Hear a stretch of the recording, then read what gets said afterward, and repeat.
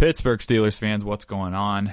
Welcome back to Blitzburg Squad. I am Wesley Seeley, joined alongside Shane Smith. Week 2, here we go. Steelers, Patriots, good old-fashioned matchup. I'm still not over the win that we had this past Sunday at 1 o'clock against the Bengals, man. How about you? I'm still in disbelief about everything that happened, and in a happy disbelief that what we feared to be the worst case scenario is actually not.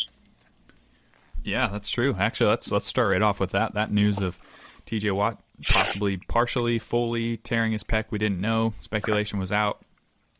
He left the game either, I think it was late in the fourth against the Bengals, after an awkward tackle.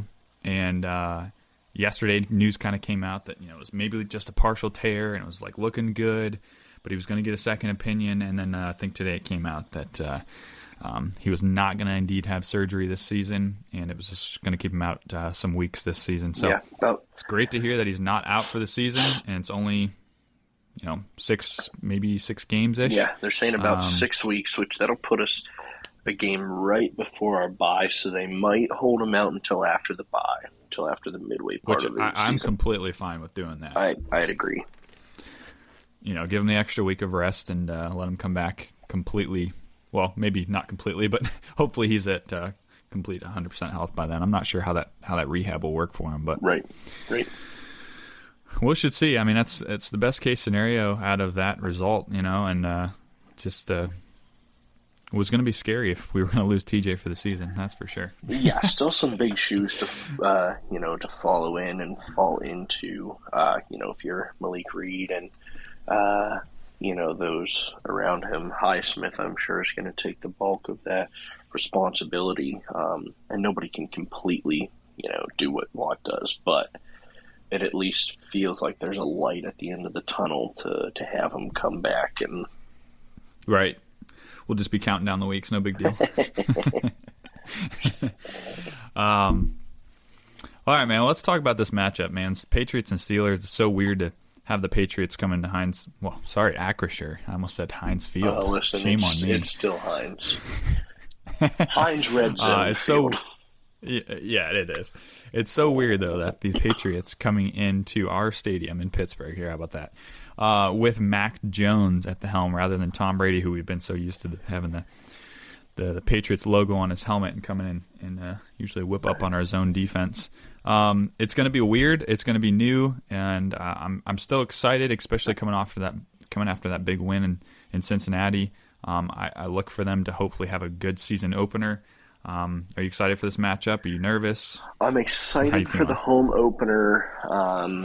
Nervous, not so much about who we're playing, strangely enough, but more so concerned about the pieces that got injured and to know if they're going to be healthy enough to come back or if they're all going to be kind of lingering. Sure. Yep, I gotcha. And that's, we did get a little bit banged up. Other than TJ, I know a couple other guys are dealing with some injuries. Levi Wallace, Najee. I think Cam's okay, but I think he went down for a little bit there. Yeah, he went down. Robert Spillane was on the injury report today as questionable. Yeah, that's right. Some eye injury. Yeah, something with his eye. Very bizarre. Yeah, so it's just like, I don't know. It was like we got out healthy from the preseason. We were super excited. And then all of a sudden in one very, very physical, very, very drawn-out game with our rivals, we've seen the pieces starting to unfortunately fall. Yeah, it just all happened at once, just getting beat up all at once. Well, I did hear Najee he's gonna be good to go. He's gonna play on Sunday in this matchup. So I guess talking about our offense, kind of what we saw from them on Sunday at 1 o'clock against the Bengals. We talked about this in our recap too of that game. We just said that Trubisky didn't turn the ball over. He did enough. The offensive line didn't look horrible, but they kind of look like what we thought they were going to look like. And the pass catchers just did their thing. They just weren't heavily involved, and just the overall game plan on the offense just looked a little awkward and weird at times. So I'm curious to see kind of how we're going to game plan for the Patriots. I'm curious to see how much of the same thing we're going to see on the offense. I'm really, really hoping and looking forward to trying to get the running game established. And even if it's, bringing in Jalen Warren and giving Najee a break because if he is, kind of having that lingering injury with his Lisfranc, just slow him back into the role and then just kind of bring in Jalen Warren because I really liked what I saw of Jalen Warren, at least in the blocking game. Right, so yeah. I'm sure he can do it. I'm sure he can do it in the running game too. Warren had 3 carries for 7 yards, so not a whole lot there. Between him and Pat Freiermuth, I'm not sure who, I think it was Zach Gentry actually. I'm not sure who our better blockers are because it sure in the heck is not our offensive line. Warren absolutely stamped a guy, and it was nice to see. And I think he proved that he can do the gritty stuff when needed, which is what we need. And so I'm excited. I hope that we expand. I hope we take some more shots down the field. I hope we open the playbook up a little bit more because it's still kind of just, to me, seemed like it was not open all the way. And I'd like to see our offense kind of kick it to a different gear, a different level. But unfortunately, it's all going to rely on how our offensive line does, which is still a huge question mark for me. Yep. I'm right there with you, man. I mean, I think, too, in this game, like I would obviously love them to establish the running game, get Najee going, get Jalen Warren going. Either one of those would be perfectly fine. I don't care who's rushing. Even if it's Chase coming on these end arounds, I don't care who it is. Just get the running game going. Take some pressure off the passing game with Trubisky. But, I think one thing to look forward to, and hopefully they can keep it clean like they did this past week. I actually was impressed with the line in this aspect. They only had, I believe, one call going against them. I think it was a holding call against Dan Moore. And otherwise, I think they kept it pretty clean for that yellow flag. I think they kept it pretty clean in the game, and I'm really looking forward to seeing that again this game because I just think like when you get a drive going and you get the running game going, the passing game going, whatever it is, and you just have those holding calls, those false starts, those are drive killers. Just shooting yourself in the foot. Right. So I don't know. I just think other than just protecting Trubisky, giving him time to throw the ball, providing lanes for Najee and Jalen Warren, I think also they need to keep it clean and not allow those penalties to get in the way or get in our own way, I guess, step around our feet. So yeah, our offense basically needs to play essentially perfect football. Even if our line's not going to protect, no turnovers, no dumb penalties, no drive stallers, essentially, and hopefully our defense stays well enough to maintain that and kind of cover. While we kind of work through some things. So it'll be interesting to see because we just faced a really, really tough front four, and it doesn't get any easier this week because I think that's honestly the strength of the entire New England's team is its front four. It's been talked about that their D-line is just absolutely destructive, and so I expect to see more of them just kind of busting through the line and hopefully not getting to Mitch every play. Right. Yeah. I mean, I'm with you. I think that New England has a good D line. I wouldn't say it's up to par with maybe the Bengals. So hopefully that comes and plays in our favor a little bit here, where it's not as a task to go up against these guys. But obviously, no discredit to their group. They're still a solid line, solid defense. But I just think that it's going to be a little bit easier for us to get stuff going in the passing and running game. I would hope, at least on paper, it shows that way. So, the other thing too about the offense, man, is our pass catchers really didn't get involved this whole game against the Bengals. It just felt like we were just waiting for someone to make a play. It just offense was kind of stagnant. We were just kind of stumbling along, so to speak. It just seemed like nobody was really making a play. Mitch wasn't seeing the field well. Nobody was getting open, whatever it was. Do you kind of see it happening differently? Do you think we formulate a better game plan in this matchup, or do you think that our pass catchers and Trubisky take the next step to get the passing game going for us? I think the secondary of New England is definitely weaker than the secondary of the Bengals. Von Bell, Jesse Bates, that's a solid safety tandem. Mike Hilton and that even Awuzie or whatever his name was, they were solid corners to where the Patriots have kind of let their top corners go, decided not to pay them, and I think John Jones is that guy, or whatnot, and I think he's okay, but I think like even from a Mike Hilton standpoint, he's below him.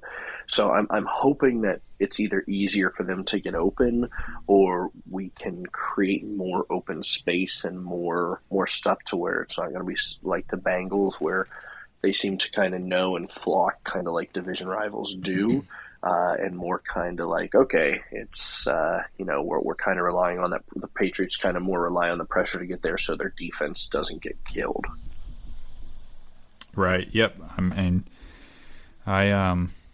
I'm right there with you. I really hope that the offense does take a step forward in this matchup. Like, give the Steelers fans a little bit something more to cling on to and look forward to. I think we're all just a little bit still confused what to expect out of Trubisky and out of this offense with Matt Canada. I mean, obviously we have a more mobile quarterback now, and all the youth that we have on the offense and all the playmakers that they should be there. And it's just, I think you and I watched the Seahawks and Broncos game last night, and it was just funny that, like, you have the Seahawks offense that just looked like it was working pretty smooth for most of the game and running pretty smooth. I mean, they were running the ball pretty well, passing the ball pretty well, just was looking pretty solid. And I'm just sitting there thinking while I'm watching that game, like, man, Steelers have so many more playmakers than the Seahawks do, and the Seahawks are making this offense thing look pretty easy. Right, yeah. And our Steelers sometimes make it look like such a struggle. Seahawks looked really good, but then on the counterpart, watching the